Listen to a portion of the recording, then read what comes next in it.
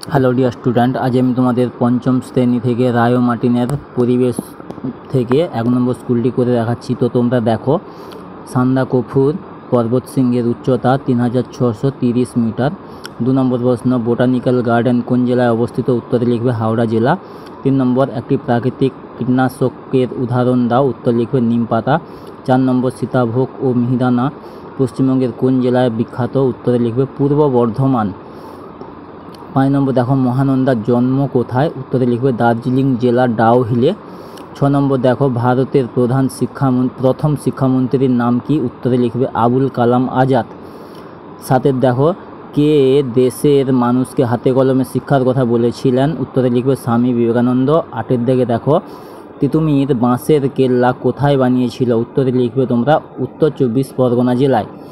2 দাগ দেখো, বারুইপুরে ভালো পেয়ারা চাষ হয়, কথাটা শুদ্ধ হবে, তাই আমি ঠিক দিয়েছি।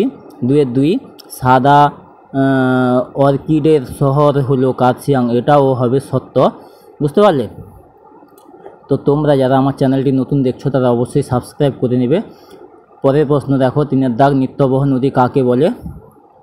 এর উত্তরটা লিখবে যে সমস্ত নদী বরফ গলা জলে পুষ্ট ও সারা বছর নদীতে জল থাকে এবং নৌ পরিবহনের সক্ষম বা নৌ পরিবহনের যোগ্য, সেই সমস্ত নদীকে বলা হয় নিত্যবহ নদী, যেমন গঙ্গা নদী।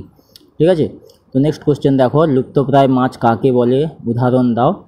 কাকে বলে এটা তোমরা একটু বইতে দেখে নেবে। তো এর উদাহরণ দিয়ে দিয়েছি, খোলসে, সরপুঁটি, ন্যাদোস। ঠিক আছে? তো এগুলো এক প্রকার, মানে এগুলো পরিমাণ খুবই কমে গেছে, নেই বললেই চলে একেবারে, তাই না? সেই সমস্ত মাছগুলোকে, যে সমস্ত মাছগুলো কমে গেছে আর দেখা যায় না বা খুব কম পরিমাণ দেখা যায়, তাদের নিত্যবহ নদী বলে, লুপ্তপ্রায় মাছ বলে। তো নেক্সট কোয়েশ্চেন, সবুজ বিপ্লব কি?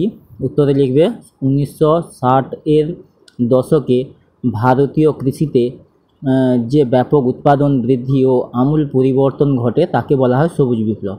নেক্সট কোয়েশ্চেন দেখো, ম্যানগ্রোভ জাতীয় গাছের 2টি বৈশিষ্ট্য লেখো। উত্তরে লিখবে তোমরা শ্বাসমূল ও ঠেসমূল দেখা যায়, তারপরে কাণ্ড রসালো প্রকৃতির হয়, তাই না? নেক্সট কোয়েশ্চেন দেখো, এখানে 2টি অর্থকারী পোকার নাম 4-এর 1 নম্বরে রয়েছে। বড় প্রশ্নগুলো আমি তুলে ধরলাম না, তোমরা চাইলে একটু বই দেখে উত্তরগুলো মিলিয়ে নেবে। তো অর্থকারী পোকা হচ্ছে মৌমাছি আর রেশম মথ। ঠিক আছে? তো রেশম কীট পালনের জন্য কোন গাছ ব্যবহার করা হয়? উত্তরে লিখবে তুঁত গাছ। ঠিক আছে? তো আজকের ভিডিওটি এইটুকু। পরবর্তী ভিডিওর জন্য চোখ রাখো ঈশান টিভিতে। Thanks for watching.